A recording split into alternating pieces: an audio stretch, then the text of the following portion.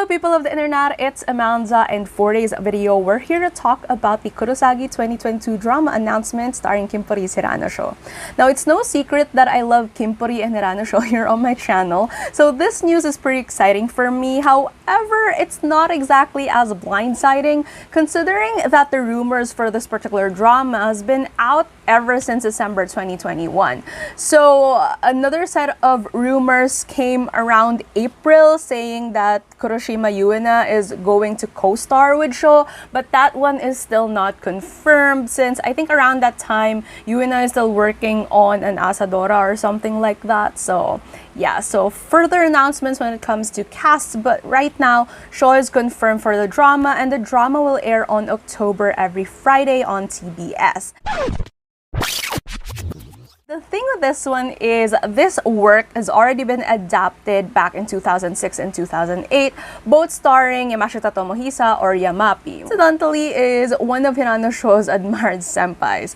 Now, according to the information about this new series, it's still going to be based on Natsuhara Takeshi's manga. However, it'll follow the completed arc of the story, which ended in 2013.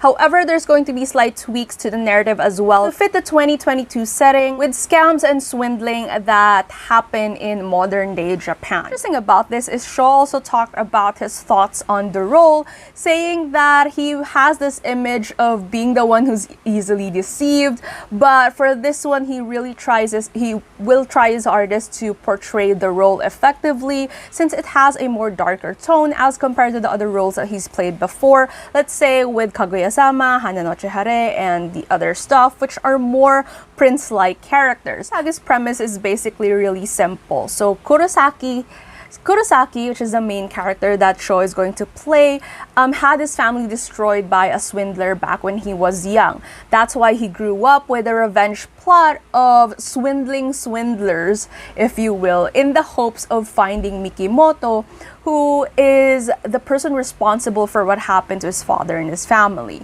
I've seen the series before and also the movie, like the 2006 and the 2008 versions, and I have to say that I'm not exactly the biggest fan of Yamapi acting-wise. I do think that the writing for those dramas, as with most TBS dramas, are really nice and good. It's just that it left very little impression on me given who's starring in it. I was a huge fan of Horikita Maki back then, and I really like her as Yoshida Tsurara, but yeah.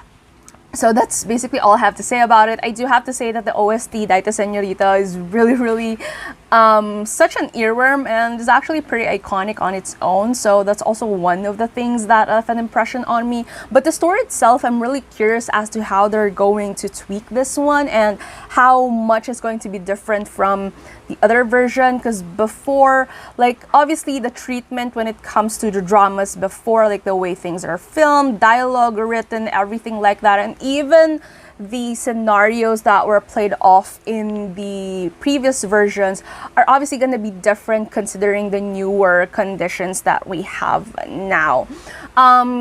What's interesting as well is since this is going to cover the completed version of the manga, I'm pretty curious as to which arcs they're going to cover. I have to say that I have to reread the manga as well for me to be well updated and to give more appropriate pitches as to what I think would appear in the series.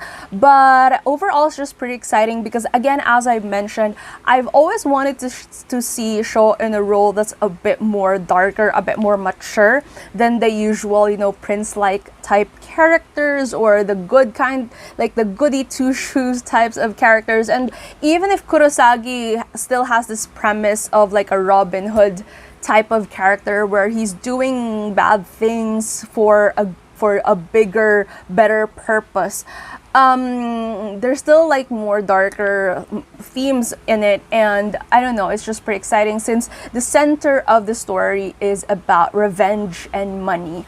and playing off, you know, people's weaknesses and stuff like that. And that will be very, very interesting. That is a very, very interesting role to play, and I'm really excited to see him play that on screen. He's also expressed before that he's wanted to play these types of roles, which is very, very different. Something that is a more ordinary, like, and nothing really, like, nothing too caricaturish of a character, but also something that's more villainous. And I do feel like the anti-hero type of character that is Kurosagi, which is also Kurosagi, or the Black Swindler, is very, very interesting.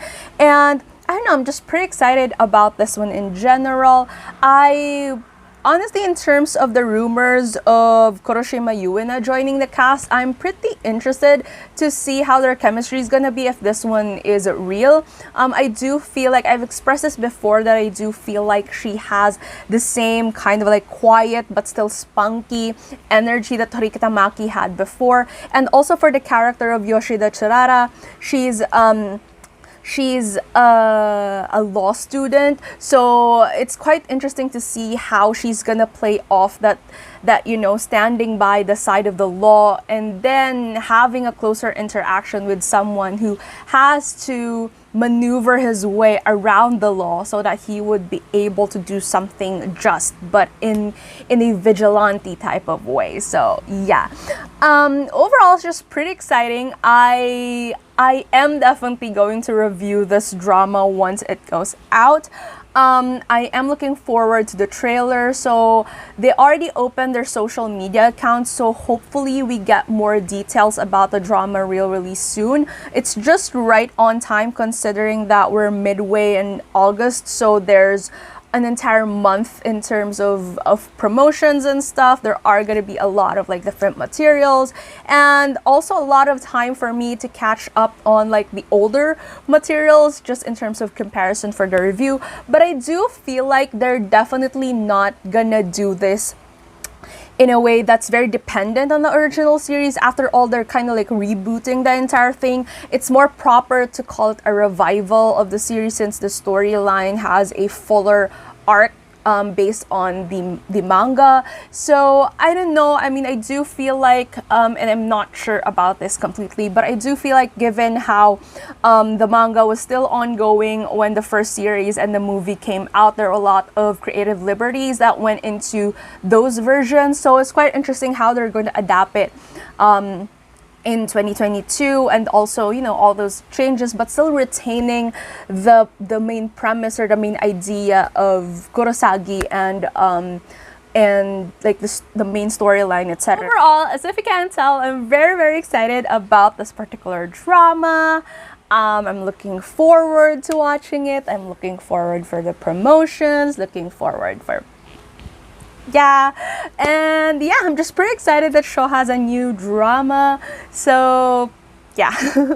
Now with that said, tell me down in the comments below, have you seen the origin, like the first live action adaptations of Kurosagi, either the movie, the drama, or both?